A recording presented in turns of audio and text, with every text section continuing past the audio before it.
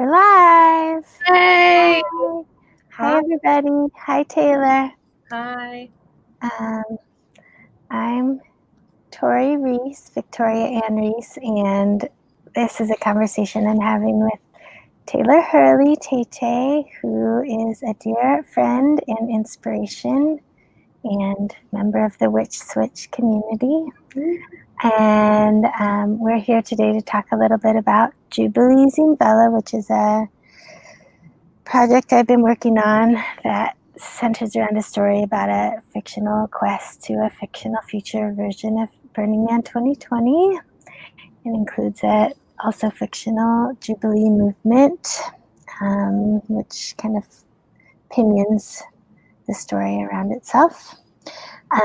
Taylor is a recipient of a copy of a Jubilee zinevella and its zineware, which are customized copies of the story. And she's also a contributor to the zineware of the 3rd edition. And I'm so happy to be here with you. Yeah, I'm happy too. It's good to see you. Yeah. I've really been enjoying Jubilee. I remember before I got my copy, I saw Jade's copy, and I thought it was really beautiful, and I was really jealous. And then I got one. Yay! Yeah. Sacred Circles. Jade Novarino, for those of you who don't know her by first name. Also a wonderful person. Taylor, do you want me to call you Taylor or Tay? Either one. Taylor's fine, or Tay, whatever feels good in the moment. Okay. Do you want to say anything about yourself, your world, your feelings, your context? Yeah. I'm at home in Olympia, Washington. I, at the beginning of quarantine, moved into a house with my boyfriend, Adam, so it's just us and our dog, Strawberry, which is nice for things like this because it's quiet and I can be in the living room without worrying about people coming in and out. I was at my desk. I wanted to be back there for this, but it's like we have this back porch and it was too much lighting and glare for so I moved. But yeah, it's been really good. What was that? Your lighting's really good right now. Thanks. Yeah. Before this, I was downtown getting coffee with my friend, and yesterday there was a Trump rally downtown, and so I was kind of nervous, but it was quiet, clean, nothing to see today. Are they out, you think, stronger after the execution of Michael Forrest Reinhold? That's what I was wondering. I don't know. I think so. I know it's like Olympia and King County, which is like North Tacoma and Seattle, are all really liberal people. And then it just seems like the surrounding areas, everyone has their Trump posters up. So I was kind of wondering if there was going to be a lot of activity, but I haven't. I mean, I live like up from downtown. And so I don't go downtown unless I'm needing to. So it could be that there's more people out. But I think that the rally that they had yesterday was an anti-mask protest, and it was around Capitol Lake. And my friend drove by on her way home from work, and she said it was just a bunch of people in little red hats standing around chatting. Yeah. Olympia is the capital, so it makes sense that there would be a lot of activity here. But did you read the thing about the comedian Sacha Baron Cohen, the Borat guy, how he crashed the rally? Like that happened here. It's funny that it's a modest small town that happens to be the capital, and a lot of stuff does happen here. Right. Yeah. When I think Oliwa, I think about like grunge, punk, Nirvana. Yeah. The Michael David Reinhold being killed up there. He actually graduated from the same high school that I did out here, Sandy High School, in 1990. I was 99, so we didn't cross paths, but I found that to be kind of an interesting connection. Yeah, that is. Have you watched the Vice interview with him? I have not yet. I don't watch very much video. Yeah. but I would probably read an interview with him. Mm-hmm. Even though, he's a flawed guy, but I think that his presence, there's just an article that came out in the New York Times about Sandy and how redneck and racist and kind of conservative. It's just that like urban versus rural Sandy, the forgotten voters of Sandy, Oregon. And I'm like, they interviewed the mayor who went to high school with me same year and mentioned him, but didn't mention Michael Forrest Reinhold, who also went to Sandy High School, and I think would kind of complicate the narrative a little bit more because, yeah, it's not so cut and dry. Yeah. At least around here. But anyway, that made me think of you. Yeah. Our worlds, the way they intermingle. But I'm glad everything's quiet there now. Yeah. Is there anything else on your mind? Anything under your surfaces? No. Okay. Do you remember how you and I met? Yeah. I think that I had started going to homeschool events probably 4 years ago. And I met you and Manny that way. And then we both got, I think, the Precipice Fund, right? Through PICA. We got the same grant the same year. But I think that I had already met you prior to that from going to homeschool. But I think that was kind of how we started getting to know each other more. And then, of course, the Witch Switch, which happened like a year or two after that. Which I'll give some context. The Witch Switch is meet up and swap, barter of goods, people. And it's happened in Portland. And I've probably done it 4 years, but it's happened before I joined it. I don't know how long it's been happening. But you just bring goods that you've made. And I think the idea is that they're plant-based goods, but I know you've brought art objects. I've brought art objects. And say you bring 7, you take 7 home. It's a really nice yearly meetup that happens at the end of summer, beginning of fall. And I invited Victoria to come a few years ago, and that's been a nice part of our friendship also. Definitely. Definitely. And let me just shout out your project that you got the Precipice Fund for is My Scion Gallery. And you invited a lot of really amazing artists. I think that's the first I heard of Jasmine Yende was their inclusion in your project. And I have a Scion too. So every time I drive around in my Scion, I think it's my Scion Gallery. That's cool. Yeah, that Scion was Catherine's, who was my partner in that project, and it got totaled after she moved and the gallery was kind of done, and then the Scion got totaled, and she has a new Scion now, which is like, that's her Scion gallery, But yeah, that was a fun project. Yeah. The halcyon days of 2016. I know. It was a good time. There was lots going on in Portland that it was exciting. Yeah. So Jubilee zinevella. You have a copy. I do. Do you right here. Yeah. Show and tell a little bit, like maybe you can pull it up and then give like if it was like alt text.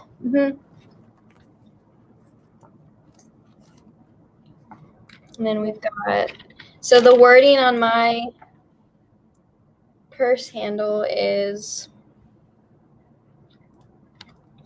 chug, fog, and vibe muck. Love it. Yeah, there's a little detail down here that I want to show. Oh, yeah.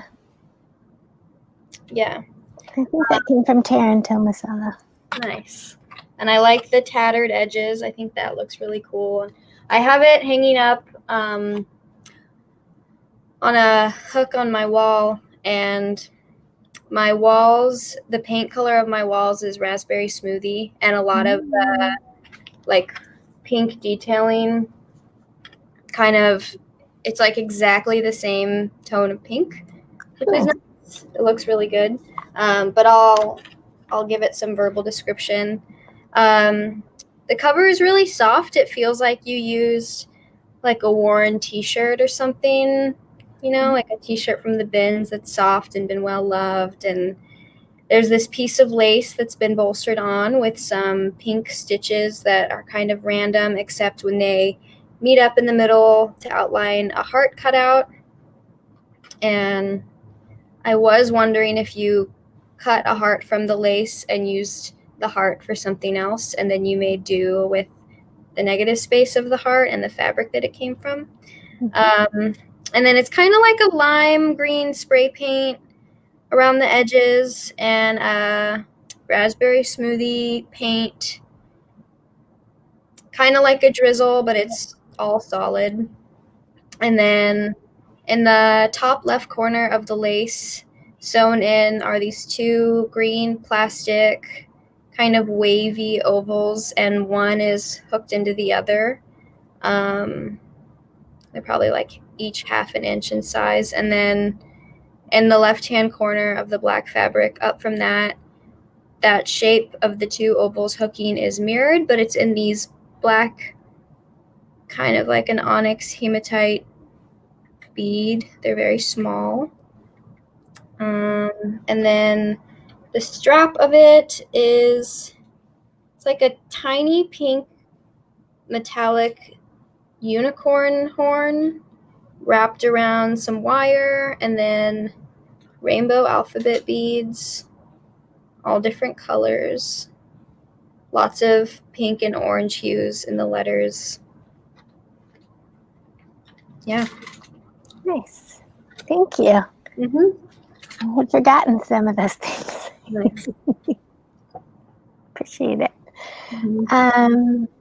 So yes, the heart that was cut out of the lace, I think actually is on Mimi's copy from that.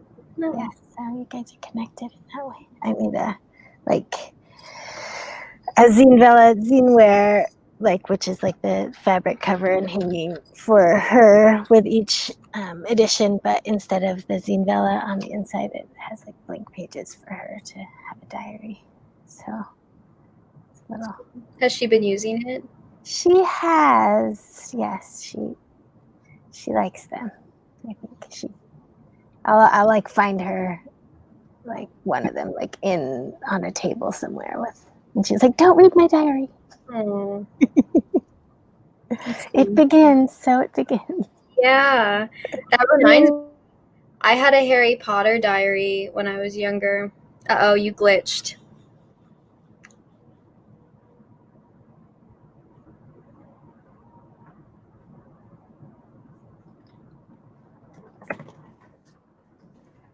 Uh-oh. And yeah, there we go. Okay. I think you're back. Yeah, the internet out here is notoriously a little spotty, but okay. But you had a. Oh, I had a Harry Potter diary that would scream when you opened it.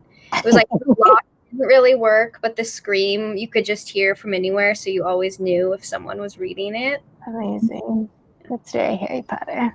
It's very Harry Potter. Did you read all the Harry Potter books when you were a kid? No, I don't remember what came first, but the series of Unfortunate Event books were my jam, and that took up that space. My mom used to read them to me, and then when I was old enough, I just finished reading them. Harry Potter was more my sister. Oh, I like younger. I'm younger. She's 4.5 years older. Oh, yeah. Nice. Yeah. Did you read the Harry Potter books? I was first when I was studying abroad in France in 2002. My teacher would dictate to us from the French translation of Harry Potter. I guess it's a traditional part of French language instruction is to see if you can write the words that you hear, because the sound and the letters can be very different. But So she did that, and I think we got through like 3 paragraphs over the course of 6 months. But then when I got home from France, like my decompression process was to like sit on the couch at my boyfriend's apartment and like read the 4 Harry Potter books that had come out by then, and like eat a bunch of mint Oreo cookie Breyers ice cream. Like that was Sounds nice. good. Yes. And then me and my little brother went and saw all the Harry Potter movies together. It was like our thing. Yeah. Yes. Got a lot of candy. Yeah. I loved the movies. I don't know if I saw the last one. Yes. I definitely was in a sugar coma in the last one. Yeah. It's like trying to stay awake, but you know, too bad J.K. Rowling's not any good right now. Yeah, I was gonna say, it is funny because it's like the books ended so long ago, but they're such classics that she'll always be a figure, you know? Mm-hmm. It's just funny that like her name is still in the news as being a problematic figure. Right. Like her work has had its heyday. Yeah. I mean, everybody's entitled to their wrong opinions, but it's just crazy that she doesn't see who she's harming and how, you know. But we all grow and evolve at our different paces. Yeah. Speaking of books, I guess, Mm-hmm. and stories. Have you read the Jubilee zinevella story? Mm-hmm. Yeah. What do you remember about it? Is there anything you'd like to say about it? Well, I really liked the watermelon tourmaline. I know that was like a sentence, but I looked it up and it's like my favorite rock now. I used to work at this place in downtown Olympia that sold rocks, and I was always in like, gemstones, whatever. But I was always so unimpressed with them. They always felt so polished and manufactured, and just like the wealthiest, most entitled people would come in and buy them. But then the watermelon tourmaline, really, I'm glad. I don't know. I don't remember the wording around it. I think I might have written it down. Let me see. Because I think I sent it to you. But anyway, that was probably my favorite part, even though it was such a small part. Yeah. That watermelon tourmaline she found in the hippie shop near their hotel in Vancouver, BC in 2003. She danced for its crystalline structure, its striated translucence. Mm-hmm. Loved that. I also really I felt like it was a really unexpected and nice part where the character finds her friends that have passed and gets to spend time with them. That was really special, and just I didn't see it coming, it was sweet, and it reminded me of a Leonora Carrington book that follows a plot that has many books follow, but it's like where the character is on a quest and then they go underground or they go inside themselves, whatever, and they meet some aspect of themselves, and that's like what they've been searching for on their quest. And that's what that felt like, and it was nice that was the piece that you found. That was really sweet. Aww, yeah. Thank you. It was. Yeah. Those two were probably my favorite parts. But I've never been to Burning Man, so it was fun to read about it, and I loved all the Elon Musk bits. And it's so funny because you wrote it in 2017, right? I started in 2018, actually. Okay. So. But it's like you wrote it, and now, they just had a baby, him and Grimes. Yeah. They're so in the news. He's annoying. Teslas are everywhere. It's weird because in Washington you don't see that many, but I drove to California for Christmas last year, and I was in the parking lot of the Madonna Inn, and there's like Tesla charging stations everywhere. And it's just crazy that that many people are buying them, but it kind of turned into a poetic thing in my mind where I was just seeing them so much, and like felt like it was a code or it was a sign or they were like coding to me or each other. And so it was just funny to hear Elon was also in your like mythical tale. I like that. Yeah, he's such a supervillain. He really is. Yeah. Part of me, this was a question that I had for you because it was, I guess this question came as I was thinking about the Elon Musk thing and what I just told you about Tesla. But now that it is 2020, do you feel like in a way Jubilee has kind of, like, in what ways was it prophetic? Yeah, it's very strange because it is totally wrong. You know what I mean? Like the world I envisioned is totally not the world that is existing right now, but there are some interesting parallels that struck me as interesting. You know, I think that the line of Grimes and Elon having an AI instead of a baby. Like, it's like, that I wish that was true, or maybe not. I don't know which would be worse, but I don't know. I think it was interesting to have kind of 2020 on my mind, just at large, you know what I mean? And just feeling like it was like imminent and like this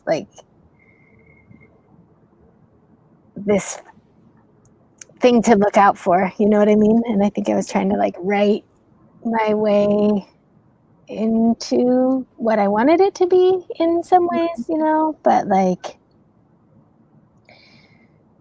yeah, I didn't see this year coming. Yeah.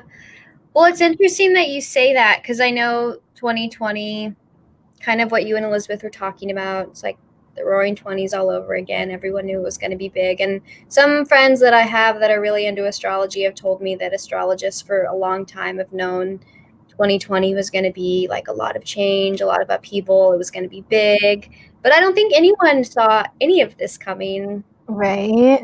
Yeah, not holistically. You know, there's definitely people that, like epidemiologists and like political scientists, could see like parts of it, but just the way that it's converged and just the like heightened state is really intense. Yeah. But yeah, and astrologists, I mean, just all the ways that like numbers have been lining up and dates and planets, and like there's just been a lot of symmetry in this year that has like kept me alert, you know, and kind of like paying attention.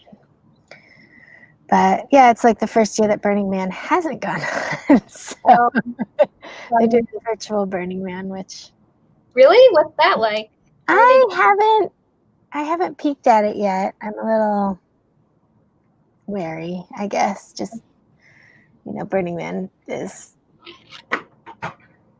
so full of itself in a lot of ways, you know what I mean? That it's like obscures the beauty that has happened there. You know, it's kind of been washed away. Makes sense. But I think I will look maybe today. Right, like had it been going on this year, last night the man would have burned, so that would have been like the big event. Tonight is like the temple burn, which is a little bit softer and more reflective. It's the temple, so like the man is like the center statue that stands in the middle and like is burnt as like an effigy. But also every year they build a temple kind of in more at the outer edges of the city, which is a place to remember the dead, and it's like where you go. Like people will bring like pictures or stories or ephemera or like little memorabilia that reminds them of people they miss or people they've lost, and they'll like place it in the temple or paste it up on the walls, and then so when the temple burns, it's like a more solemn, like reflective time. And I remember like the first year that I went at the temple burn was a lot of like second line performers because that was the week of Hurricane Katrina. And so it's just like a more like sadder or like more mournful, like a place to grieve your losses. And so I think that like that section at the very end of the book, the story zinevella, where I like commune with my dead, kind of is resonant with like that aspect of Festi. But Makes sense. yeah, thank you. Do you want to pick a copy from, or a sentence from your copy and read it? Like a fortune? Yeah. Okay. I liked what you and Elizabeth did with this, where she kind of asked you some questions about your fortune to center the fortune. I want to ask that you think of something that you want this fortune to pertain to, and then you don't have to tell me, but just say any word that kind of associates with that intention. Okay.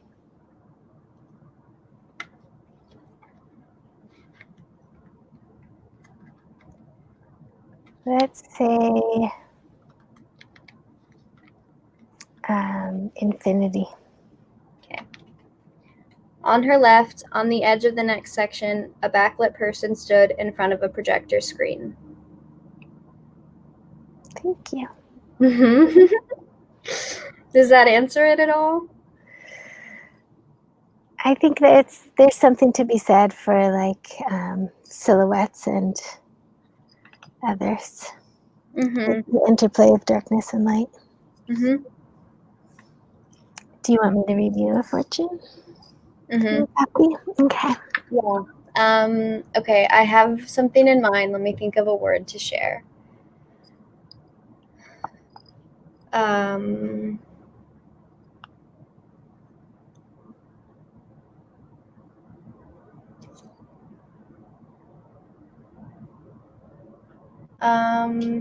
Back.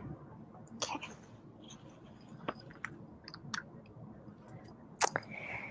Around her, as usual, she thought, still no shortage of house out here. It's funny. Okay, thanks. Oh, yeah? I think I was talking about house music, probably. Okay.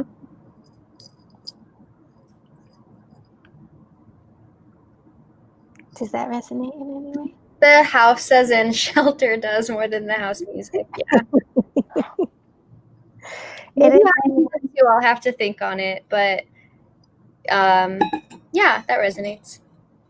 Back. I like it. There's a good classic house song that says, bring it back, sing it back. Oh, I know that song. Bring it back, sing it back to me. Yeah. When you are ready, I will surrender. Take me and do as you will. You do a good cover. Yeah. I just got a mini trampoline and I found this like classic house music playlist, and that's one of the songs, and I'll jump to the trampoline on it. It's good.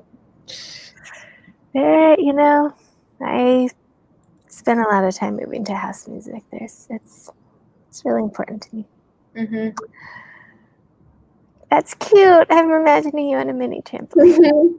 Yeah, it's funny because I just moved it into our garage, but it's been in our backyard, and our backyard's like, you can see it from all the other houses, and we share a yard with some friends, and their bedroom window looks into our backyard, and so they can see me jumping most days, which is fine. Whatever. But now it's in the garage, so I have more privacy. Can practice more whales and like experimental jumping. I want to put like a shake weight on there while I jump. And just all the layers. Yep. I can jump.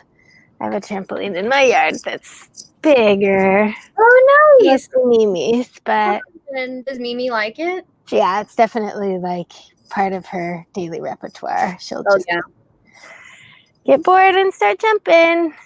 But yeah, I should jump more on it. I've always wanted to take like a dog on a trampoline, because there's a lot of dogs on YouTube that can flip or do like just love the trampoline. I don't know if you guys have any animals there. We do. I've never tried to put a dog on the trampoline. My friend Carissa's dog likes to get on the trampoline, but his like claws are very sharp, and he's like ripped the fabric before. So he's a little more hazardous, but he's big. He's like a lab pit. What do you have? My parents have 3 like little dogs. One's like medium sized. They're all mutts. 2 are like poodle mixes, and one's like a long haired Pomeranian-ish. And then we got Mimi a kitten, a quarantine kitten. Oh. And she named him Cuteness. Oh, what? That's so cute. Cuteness the cat. And she loves to talk about him. Oh, she's a very good pet owner. That's good. Yes. How old is she now? She turned 7 in November. And what grade is that? She'll be in 1st grade. So she was like just getting the hang, like just getting her like rhythms down for kindergarten when everything turned upside down. Yeah. But she's good. She's smart. She's like curious. Mm-hmm. So. But the thing, like the more like the structure and the discipline of school, I think it's gonna be like she'll be playing catch up a little bit. Yeah. I worry about that with kids, just like that social aspect and the routine being gone. Mm-hmm. Yeah, it's gonna be really hard once school starts or doesn't start. Like I feel like at least I know a lot of parents that have been kind of piecing things together and kind of just like limping along through the summer. But yeah, it's gonna be interesting to see how difficult everybody finds it, parents and kids both. Yeah. And teachers. Yeah. I caretake for a special needs teen, and he was doing summer school for like an hour in the morning. And he had another classmate. It was just him and another boy who was also special needs, and the other kid just didn't like Zoom. Like he couldn't be on Zoom, and so he would never come to class. So for that kid, that's going to continue happening once the regular school year starts up. And I know the kid that I caretake for is getting less hours of school than the non-special needs kids. And so it's like, how is that not going to affect them academically in a really critical way? Right. Besides the like social and discipline aspects of school. I hadn't even thought of that until like talking to his mom. And then I was like, man, this is just hard on everyone. It really is. And it's just a shame that there aren't people in positions of power who like have a holistic like capacity to like make the best of it. You know what I mean? I feel like there's not a lot of like trusted figures that are like, like I guess education is such a complicated like tangle of shit anyway, but like there's no shortage of ideas. It's just like implementing them in ways that are meaningful. Yeah. Being like, instead of just being like, you have to go back to school or everything's a mess, like just being like, hey, like these are some simple things that, we can like account for and like work through. But yeah, a girl can dream. So you've never been to Burning Man? No. Back to Jubilee. Back to the fake world that lives inside our dystopia. You said you've never been to Burning Man. Have you ever been to like Burning Man things you've done that feel like what you think Burning Man would be like, or like? I don't know. I mean, when I was younger, I've been to fests, but I feel like I can't say that I would imagine any of them to feel like Burning Man. I don't know. Not as much like dancing or like intention. My two, like the closest I've gotten to Burning Man, I was on a flight a few years ago, and I was sitting next to this young guy who he had brought like printed out PDFs of the Bible, and he was reading it on the plane. And I was just like looking over his shoulder and like reading and just like getting more interested in him and kind of like, what's his vibe? And I know he could feel me doing that because he eventually just turned to me and was like, "Hi, how are you doing?" We started chatting and he was on his way to Burning Man. And I thought it was so weird, like just all of it I couldn't understand. But and then there's that video that on the internet of the drone that falls onto the dance floor of Burning Man. Mm-hmm. So that's cool. But I love dance parties. I love that like losing yourself in music and dancing and movement, and you're surrounded by friends.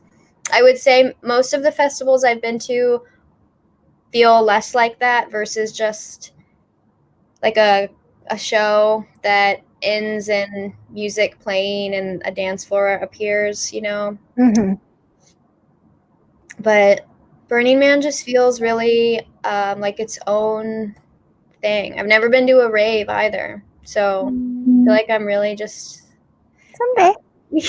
yeah, someday. They're still happening. Yeah, I think. I don't know. I think they are. I would love to see like a quarantine approved rave. Yeah, like with everybody in like or something. masks. Yeah, Like inflatable bubbles. I know. I think that would be a cool one. You could get like lights that go off in the bubble and speakers in every bubble so you can hear it really well. Like a silent rave and like a bubble rave. I guess there was this isn't the same thing at all, but there was a park on Belmont that would always have the like silent discos, and I remember like riding my bike by often and seeing like they would all have the earphones that light up and the like loops that light up, and that felt kind of like that's like a park rave. Yeah, absolutely. Yeah, they actually had one of those at Laurelhurst after the Witch Switch one year. That's fun. Did you go? We stuck around for a little while. I don't know. I used to camp down at the Oregon Country Fair, like work with this booth called the Hemp House Cafe, and they would have silent raves every year back in the earlier OOs. So I don't know. It's weird. I just find it's very strange to see. Yeah. I mean, it's very because you can't hear the music from outside the speakers. It's really like unsettling to watch people dance to no music. Yeah. But I feel like even just being a spectator of anything, like I'm sure for a lot of people watching a dance party happen, if it's like music they don't like or understand, sometimes it's weird. Yeah. It's kind of why I like the silent discos, because it's like it's more uncomfortable, but all the same variables are kind of still there. That's true. Good point. Yeah, and it's a way around noise regulations, which is why I did it at Country Fair, because they had no amplified music after 10 or something. So that was their way of getting around it. Yeah, bringing techno or house music to the masses. They're fun. Yeah, it's fun. I like it a little better when I'm like at night and feeling less. This felt more magical than the one in the park, but I was on acid. Country fairs. That probably. Yeah, that'll help. Yeah. So, what about quests? Have you ever been on any quests in your life? Are you on any quests now? I feel like quests have felt really halted since I moved to Olympia, but maybe that's okay. You've been there for like 2 years now? It'll be 3 years in the fall, that's about how long I lived in Portland. So, but different experiences living in each place. But I guess the quest, when I think about this question, my first response is like, well, I don't think I have been on like the quest, but I've been on quests. And I think the one that really comes to mind is 2 summers ago, I drove to Texas and I went with my boyfriend, Adam, and I thought I wanted to move to Texas. I thought I wanted to go to like library school in Austin, and I kind of went to check it out. And I hated it. And the trip was really fun. We saw a lot. It was really cool, but just being in Texas, I hated. And then when it was time to go, we were heading to Roswell, and we were on Craigslist looking at free stuff, and we kept seeing free dog stuff. And then this one person just like messaged us back quickly enough for us to be like, let's do it. Let's turn around, without really talking about it. So we did, and we got our dog, Strawberry, and that's been so life-changing. And it was so, part of me is like that whole road trip was to get her. Like that was the quest. And part of the reason I say that is because from after we got her in Odessa, Texas, which is like an oil town in West Texas, and it was like someone's like ranch, but it was just a dirt lot. I don't know. So we got her, and then we went to California, and we were staying with my mom, and we were asleep, and she was at the foot of the bed. She was 2 months old, really small, and there was a voice in my ear saying like, wake up, she has something in her mouth, wake up. And I just sat up in bed and reached for her, and I opened her mouth, and she had a penny lodged in the back of her throat, and I just like pulled the penny out, like looked at it, and I just like put it under my pillow and went back to bed. And in the morning I woke up and I just thought, like, was that a dream? And then the penny was still under my pillow, and she could have choked. And so I really, this was the quest, and something was watching, something was making sure that we got back to Olympia with the quest and the dog. But so I think that was a quest. I feel like I have another quest on the horizon. Absolutely. Yeah. But I don't know. I imagine that people have many quests in their lives depending on the stages that they're at and what they need to do next. And so Olympia feels a little stagnant, and in some ways not at all, but in quest terms, it feels a little stagnant. But speaking of quests, have you done the Randonautica quest? I have not, but you are the third recipient of Jubilee zinevella to mention Randonautica to me. I like the idea. I'm not sure how much I trust the people who started it. Yeah. Which is important to me in some ways. You know what I mean? Like, I like the idea. I'll say that. Yeah. But I don't know. And also the whole thing about like people find dead bodies. I find that kind of like scare tactics or something, kind of a little bit too. Yeah. Like it's not taking it in the right direction for me. Yeah, I agree. It's like public image, but I really like the idea.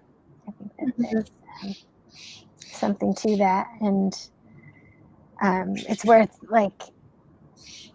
I guess Randonautica is like an app and like a kind of a game where you kind of think of something and then like push a button on the app, and it gives you a set of like quote unquote like randomized coordinates in your area, and you're supposed to like find your way there and like pay attention to what you see on the way and what you see when you arrive there, and correlate it to like the thoughts you had while you were pushing the button. And like the premise is that somehow like the thoughts that you have affect the coordinates that you get, and also affect the things that you see. And so it's kind of trying to like formalize a approach to like quantum interconnectivity. Is that kind of that's how I understand it? Yeah, exactly. And like I like that, and I mean I think about like quantum relationships like a lot, and I also find a lot of value in relating to like the I Ching and like tarot to some extent, and these kind of like finding patterns in objects around you and relationships. But yeah, I just don't know if I trust the people who started it. Because I think I would like it otherwise. Yeah. I would like it more otherwise. Yeah. Have you done it? No, I want to do it with a buddy, and Yeah. I just, but then like it was for the first week or two I downloaded it, and I wanted to do it with a buddy, and then that didn't happen, and now I've kind of I'm not as excited about it. Lost some steam. Yeah, I have a friend that was doing it like every day casually, and she had it was pretty normal. Like it was all nice things. It was like it would take her to a garden and she would see like a butterfly, and so that sounded nice. There was one story I heard about someone who their dog had just passed, Mm-hmm. and they wanted to honor their dog and like find joy, and the app led them in the middle of nowhere, and a dog approached them and was really friendly and just walked with them for a while. And so Awesome. yeah, but the buddy thing, part of me is like, I don't want to do this alone. And then the other part of me is like, you got to be really careful with what buddy you choose, because I'm sure that in the buddy system, both people's intentions and thoughts are going to be affecting the outcome. Definitely. What you get. Yeah. I know. And the dead body thing is wild and dark. Yeah. Do you listen to the Mysterious Universe podcast? I don't. Is that a good one? Yeah, I like it. It's two men who are, I think they're Australian, and sometimes their accents are like a lot, but I like listening to them. And it's like it's like paranormal and alien stuff, and they just review books every episode. But they talk about the podcast, about the app, and they include audio of a TikToker who found a dead body, and their take on it was like, it's dark, and it's interesting that you feel like it's scare tactics in kind of a performative way, because they were saying like, what kind of person approaches the app with the intention to find death and then needs to make a TikTok about it, and they're like, that person in themselves is like a dark performative person. And then I feel like you have named it exactly that, in the app kind of like having those qualities as well. Yeah, it's too bad. But I mean, I guess part of potentially like what would make me want to approach it is to kind of infuse it with some more kinder, more, sweet magic. Yeah, I think it'd be interesting if your intention was just every time to find an object, and then if you did find objects, do something nice with those, Right. do something meaningful with them. But no, I haven't done it. I want to eventually when the time is right. If you're ever down here and want a buddy up. Okay. That'd be fun. Yeah. Do I have any other questions? Sorry, I keep scrolling through this. Do you think about the concept of Jubilee at all? Yeah. Let me read what I wrote down. Okay. Because I know the Jubilee movement is about forgiveness of debt. And one thing, and I guess this is maybe, I thought it was interesting because I feel like it kind of explores other modes of exchange or like systems of gifting in the book. And maybe that's something that happens at Burning Man too. But I also was thinking that it's kind of cool that that's how the book itself operates. It's a system of gifting, and it's very selective, and there's different editions that are kind of creating a web of recipients, because you give it to someone and then you ask like, hey, do you have any friends or people in mind that would want it? And so I thought that Jubilee to me seemed like an inquiry into different ways of exchange outside of capitalism. And I like that a lot, because not only is it talking about it, but it's embodying that and how it's existing. So that was cool.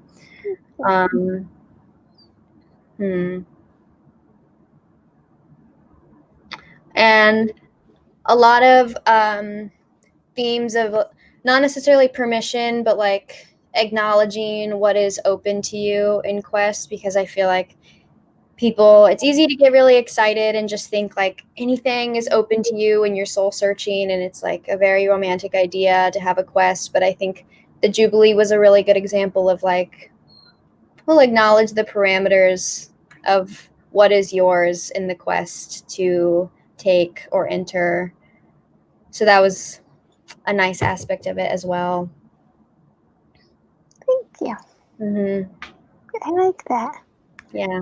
Are you into any movements these days, or like work, direct action, Yeah. better, more beautiful world? Before COVID happened, I was doing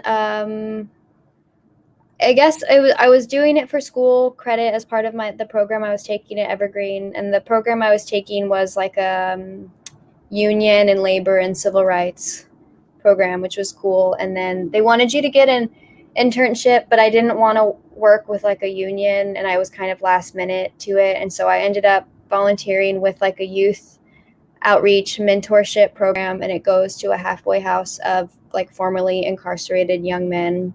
Mm-hmm. You're supposed to mentor them. And I was doing that once a week. And it was 10 weeks that we did it. And I was going to different like prison activism meetings in the area. Mm-hmm. And I guess I've always been interested in prison activism. Right. I remember your zine. Yeah, with my pen pal. Yeah. And I recently wrote I'm still trying to do that, but that was something that I was like actively doing, and learning about unions was cool. I had never known anyone else that was in a union, and all of my classmates were involved in unions and work activism, and that was really inspiring. And I think in general, especially with the political climate, movement that I am like interested in or involved in is defunding police, Black Lives Matter, and it's different for everyone depending on, I think, mainly where you live, because you want to start there. So that's something. And Olympia, it's like there's like a military, I don't know what you would call it, but there's like a building close to downtown where they keep all the tanks. Like a protest.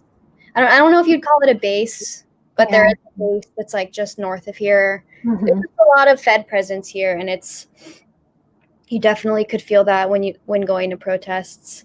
And so it's been a funny thing here talking about defunding and figuring out what that would mean, because it's like we're a small town. There's not that many people out at the protests, but you have people open carrying rifles, and you have tanks a block away, you know. It's that whole like deputized, well, like the white Western settlers in the Pacific Northwest were like deputized as like agents of the state to like kill and, intimidate local indigenous people and any Black people that tried to live here, as well as like the labor movement in the Pacific Northwest especially was like really congealed in opposition to Chinese sailors and railroad workers. So even in the labor movement here, there's like a history of exclusionary tactics. Yeah. Which, sucks. Yeah, it does suck. And it's hard because you think there's just so much left to learn about like the land that we're living on and its history and the oppression that's happening here. And it's like you kind of have to look around to find it. And it's important that we all do that. Yeah. I studied Western American history, and I didn't learn any of this shit until like grad school. Yeah. Yeah, totally. I know. Yeah, I feel like when I was living in Portland, it was never really something that was like, I mean, I was taking classes at PCC there, but just like classes for fun. It was just never something that was really in my face in the same way it has been. And when I left Portland, I lived in Massachusetts, and I went to Hampshire for one semester, and I took like a Black Panthers class, like studying the history of the Black Panthers, and like a reproductive justice class. But then transferring to Evergreen, there's a lot of things to be said about Evergreen, but they do like include kind of an alternative U.S. history and like anti-oppression lens to a lot of their studies, which has been really cool. And it's been really eye-opening. And I'm so glad that I've had some time there with that before 2020, because I feel like it's been easier for me to understand a little bit more about what's happening maybe than I would have like a few years ago. Right. Yeah. Yeah. Evergreen, I definitely romanticized Evergreen as a teenager. That's one of the ones I felt like I would have fit in well at that school. Yeah. It's okay. I don't have all of the friends that I have are not greeners, because when I'm on campus, I like to keep kind of a low profile, and everyone's really nice there. But there's definitely like before I moved here, I would hear people talk bad about Olympia, and it's now I know they were just talking about the Evergreen community. Like, it just attracts a lot of like white dreadlocks people or just annoying people, but at the same time you can learn a lot there, and it's the best resource in Olympia. And when I moved here, it was just to finish school at Evergreen, and I thought like I would be out of here in a year, but now I'm doing extra semesters just because it's like I wanted access to certain studios and certain resources, and I'm getting financial aid, so it's really nice to be there, and I am grateful for it. And it's funny that you say that you romanticized it or like wanted to go there when you were younger, because I feel like it had kind of a golden era in the 90s that people still talk about here. The old 90s in this region. It was heady times. Eco-terrorism of yore. Yeah. I think we're definitely reverbing with that same like squashed, like a lot of the protests that are happening now, I think are like disgruntled former eco-terrorists that still have a bone to pick, you know? Yeah. Have there been protests in Boring? In Sandy, there's been both Black Lives Matter protests. My mom has been pretty involved in them. And then there's a really strong Back the Blue movement that does intimidation, flag waving and stuff also once a week by the Taco Bell. Which I haven't seen or experienced, but my little brother has gone and like been a little disruptive. He's like kind of a chaotic good kind How old is he? He's 29. Nice. So yeah. But yeah, there's definitely a lot of people with points of view, and you know, there's a lot of like migrant farm workers. I work on a tree farm now, and I do too. What? That's cool. Yeah. Fun. What kind of trees? Shade trees, like a lot. This isn't one of our fields, but our fields would look a lot like this. Just kind of like a lot of maples and like different, like the trees that they would plant in like municipalities. Sterile male clones. What about you? It's a Christmas tree farm, but he only sells the boughs, and so it's lots of different pines, some cedar, and he's growing black walnut now also. Wow. Yeah, it's okay. It's fun, but it's hard work. Yes, I work in our farm's really big. We have like 5 different locations and like 400 employees, and they sell like $40 million worth of trees a year. So I work in they have a mechanic shop that services all of the tractors and farm equipment and trucks, farm trucks and stuff. And I do the invoicing and payroll and parts chasing for the shop. So that's cool. Yeah, I've been there almost 3 years. I didn't think I would. Yeah. 5 minutes from my house. Yeah, it's been an interesting, like getting a little bit more familiar with the kind of ecosystems and economy of like the world nearby, and just getting closer to lots of cool people from Oaxaca. Nice. Who, are kind of erased from the narratives about this area, Yeah. Yeah. But, some of them are pretty macho. Oh yeah. Well, the farm that I work on is I'm like the only person that works there. There's the guy that owns it, and then he hired another person who hasn't been showing up, and then me. And I just do like general maintenance stuff. I learned how to drive one of those 4-wheeler Oh, nice. around the farm. That's fun. And then the person that I work for has a horse farm where he lives, and it was like the first week he hired me, he asked my boyfriend Adam and I to bale hay on his horse farm. Nice. And I was like, sure. And it's like, he was like, well, the bales are 70 pounds each. They're not back breaking. And there's 300 of them. Oh, so it's really hard work. And then the stuff at the farm is okay. It's nothing like that. Yesterday we helped him put up an electric fence, and it was hard. But it's nice to be outside. Right. And it's nice to not. All my friends that haven't been laid off are just having a really hard time at their jobs. They're having to like enforce masks and police people, and they're not getting paid anymore, and they're getting yelled at, and they're getting attitude. So I'm glad that I'm not having that. Definitely. Yeah. But how funny. We can trade trees. Do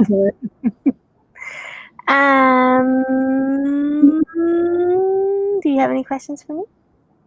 Yeah, I think, let me see if there's any I haven't mentioned. I was wondering, so I think you told me that the first edition of Jubilee you worked on while you were at a residency, right? Mm-hmm. Where was that? It was the art farm in Nebraska. So have you heard of the art farm? No. It's, I first heard about it through like somebody I follow on Twitter posted that they'd been there. Mm-hmm. But, sorry, there's a fly flying there. But it intrigued me, first of all, because it's in Nebraska, which is where I went to college, and I have a lot of family and friends that are still in Nebraska. Mm-hmm. And it also intrigued me because it's like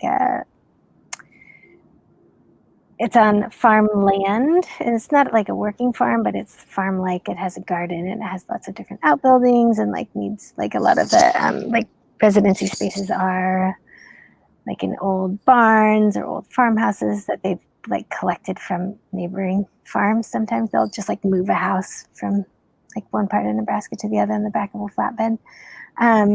But so it was a residency for artists and writers, and in exchange for like being there, you did like 16 hours a week of like work on the farm, like not farming, but like building maintenance or like, weeding or working in the little community garden, just different stuff. And they would provide occasional childcare if you had a kid, which is important for me since I do have a kid. Mm-hmm. And so originally I applied with my friend Katie Howard, who is a friend from Nebraska who actually lives out here in Oregon now. When we were in like the mid-00s, we did this series of poems on MySpace called Tag Poetry. So we would like, she would start a poem and like a comment on my MySpace page, and then I would comment back on her MySpace page, like a continuation of the poem. And we wrote this really long, like kind of overwrought, we ended up writing this very overwrought poem called Cellar of Dreams together that we've always like meant to revisit and like clean up and like make new in some ways and like kind of formalize. And so when I applied to the art farm, it was with her, and we were going to finish that poem together. But then it turned out she was like 2 months before, or like a month and a half before we were going to go, she's like, I can't go. I can't go to Nebraska. I have a aging cat. I don't have any money. Like, I'm sorry, I can't go. And I was like, I still want to go. Yeah. And so I was like, what am I going to do now? I was like, well, maybe, like I was thinking like maybe we could work on the poem remotely together. But then I was like, no, I have this other project I think would make sense to kind of dive into a little bit more deeply, because I'd been working on the story for like a year and a half, and I'd gotten to a point where I was like, this is like, it's time to kind of like publish it.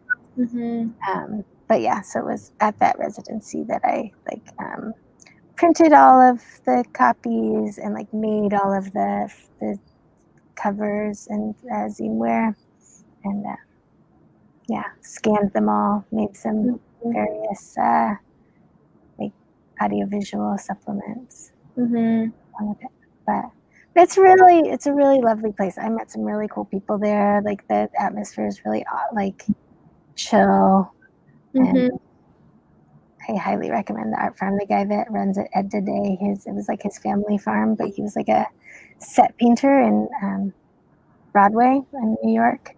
So when his parents died, they like left him the farm, and he's like, what am I going to do with this place? But it's been around for like 20 years, I think, maybe even more. What else have you self-published that you've done? When I lived in New York, I had a zine that I made, I think probably like 10 editions of, called It's Time to Get Real Dreamy, a zine. And a lot of it was like dreams and poems and like this other like story I was working on at that point that's unfinished.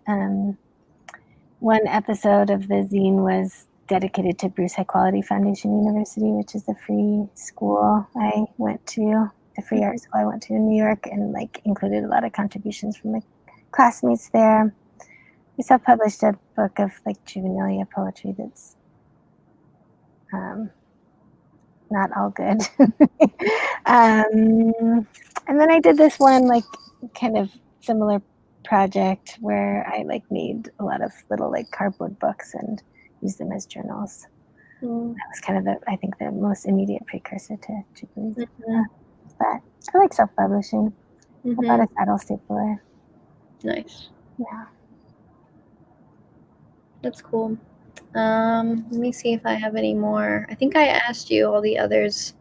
I was kind of wondering what inspired the physical form, but you kind of just answered that with the notebook.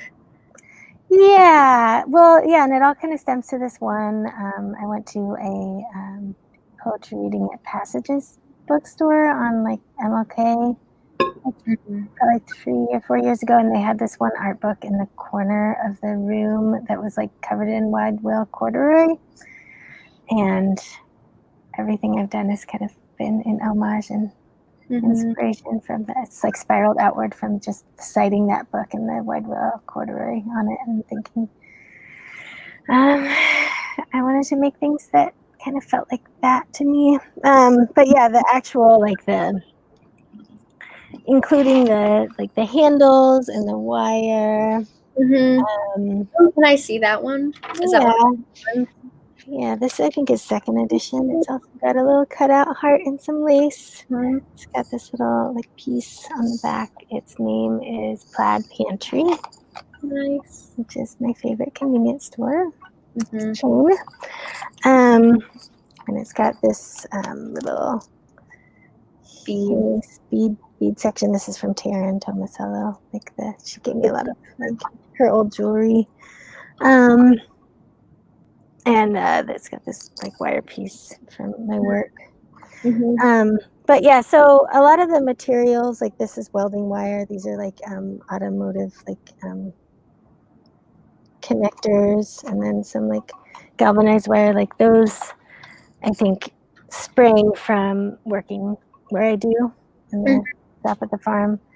And then I was like doing some like dance on my porch when I got like frustrated, and I was like just like moving in this like kind of like yearning, like grasping kind of way, kind of as a coping mechanism for my grumpiness. And like when I like exited that like time of motion, that was when the idea like landed in my head of how to make these specifically. And I wanted them to be like book jackets, but more femme. Mm-hmm. So, yeah. Various like tendrils of meaning that have woven their way together. Mm-hmm. Yeah. What are you working on? Are you making things right now? Yeah. I was trying to make some scans of different collections of things that I have, and I was going to try to transfer the scans onto fabric. And then now I'm making these heart sculptures out of Sculpey and buttons, and I want to use those to make a scan to transfer onto fabric. So I ran out of ink on my printer. So when it comes, I can start trying to do that. I've been trying to explore different ways of image transferring, and one that I tried a few weeks ago was you print out an image, you wrap it in saran wrap, and then you put wax paper over it, and then you can iron it or heat press it. And I have a heat press at my house, so I was doing that. I made some collages thinking I would like do that on some t-shirts, and it just kind of, it doesn't lose the consistency of a piece of paper, and it'll kind of rip. Awesome. No, it wasn't that practical. Oh yeah. Yeah, but Little too ephemeral. Yeah, it was like, it would be cool to do as like a sculpture, but as a wearable object. Yeah, it's not. No. That's dirty. And then I've been sewing. I've been like making a lot of shirts during quarantine, and eventually I want to make a book that's like poetry and clothes, or like some kind of lookbook that includes text. And so I'm getting there. At the beginning of quarantine, I got a mannequin. There was like a mannequin in the attic of a friend's house, and I took it home, and I was just like making so many shirts, and then the mannequin was smaller than me, so nothing fit. Dang it. But they, I would either like try to tailor them or discard them. But that's been fun. I feel like I've gotten a lot better at like trying to create a pattern with something rather than just like collaging onto a shirt from the bins. But so yeah, no, that's true. But it's nice to diversify the repertoire for sure. Yeah, now that I've like actually started to buy fabric and intentionally craft a shirt, I miss the days of just like cutting up a shirt from the bins and sewing scraps on it. But the bins was closed for a while, so I had to do other things, but it's open now.